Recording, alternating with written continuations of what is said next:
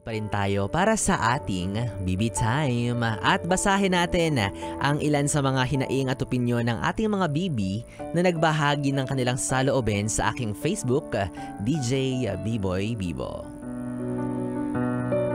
Sabi ni Charles Santos, DJ B-Boy, minsan ko nang naranasan maging bad person sa relasyon ko noon. Halos binabaliwala ko yung nararamdaman niya kasi alam kong mapapatawad niya ako.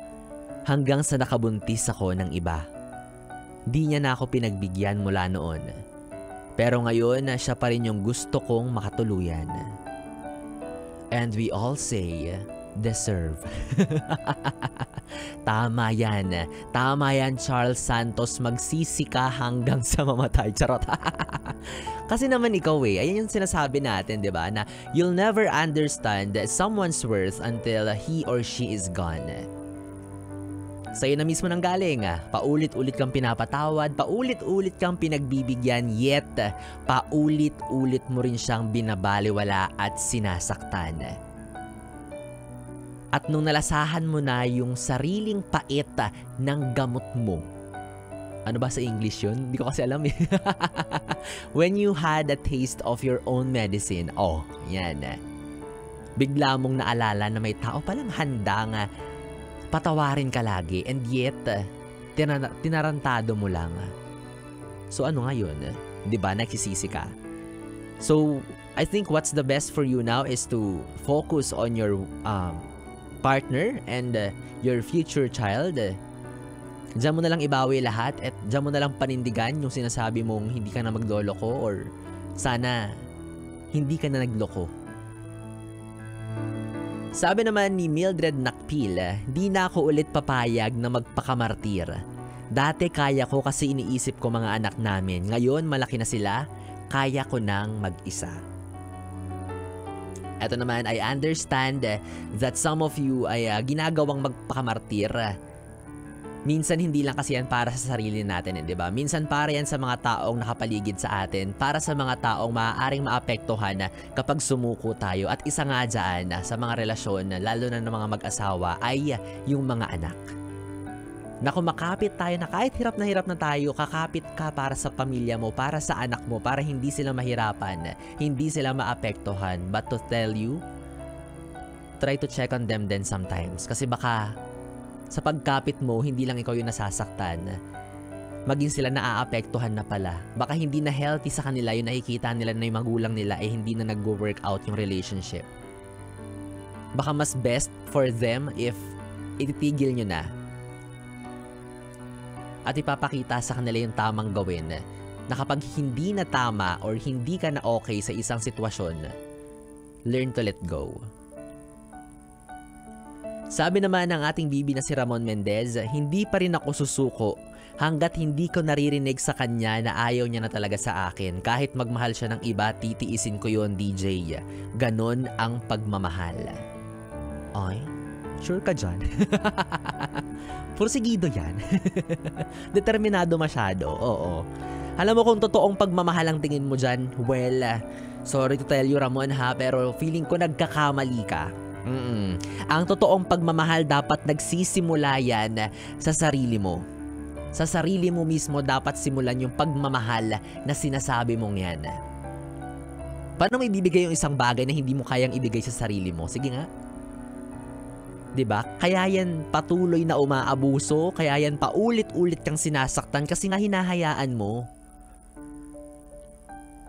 Kaya ka pa ulit-ulit na nananakawan kasi nga hindi ka marunong magsara ng pinto. Lagi mo siyang binibigyan ng opportunity na tarantaduhin ka, nasaktan ka, nalokohin ka ng paulit-ulit-ulit. Tapos nagtataka ka kung bakit niya nagagawa sa akin to? Bakit niya na nga ba nagagawa sa iyo yun? Sige nga, sagutin mo yung sarili mong tanong. Kasi nga pinapabayaan mo, tinotolerate mo. Inabuso niyong dalawa yung abilidad mong magpatawad at umunawa. Tapos nung pagod ka na, feeling mo ikaw na yung biktima. Well, sige, sabihin na natin na good for you that you know how to forgive. You know how to give a chance. Pero hindi yan dapat paulit-ulit. Dapat alam mo yung limitations mo. 'Di ba? Kaya hindi natatakot yan na ganyan-ganyanin kasi alam niya napapatawarin mo siya. Ano yan? Non-stop carousel? Ride all you can sa Star City? Wow! Amazing! Walang humpay na pagpapaikot. GG. Hay nako, FYI, alam mo, hindi kanyan iniwan sa ere ha, Bibi. Paalala ko lang sa'yo, hindi kanyan iniwan sa ere. Nagpaiwan ka.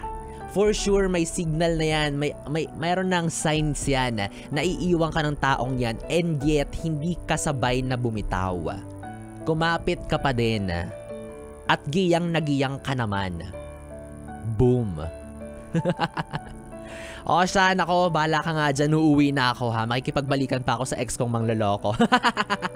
Gusto mo yun? Kinain ko lahat ng sinabi ko. Partida G pa ako sa lagay na yan.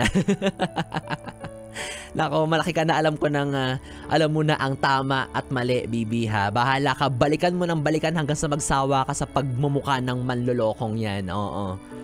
Well, anyways, batiin ko lang din yung mga nakikinig sa atin ngayon. Nakikinig daw ngayon si Ryan Gomez mula sa Makati. Balita ko yung mga taga Makati, mga pogi yan eh. Mga motorista, mga rider, mga young and fresh, ganyan. Ayan, hindi manloloko yan. Oo, patuloy akong babalik-balikan yan dito eh. Kasi alam kong susunduin niya ako ngayon pa uwi. Nagparinig. Wala na, anyways, 3 oras na Bibi tayo mga ating pinagsamahan. Ewan ko na lang kung nabitin ka pa dyan. Pero pwede pa rin naman nating ituloy ang kwentuhan, lambingan at kulitan sa aking social media platforms.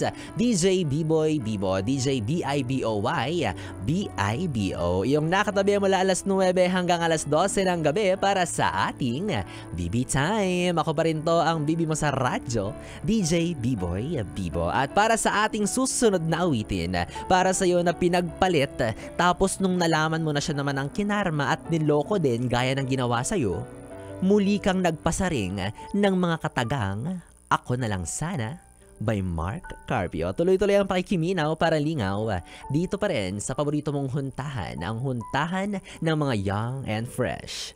Ang 101.1, yes, the best.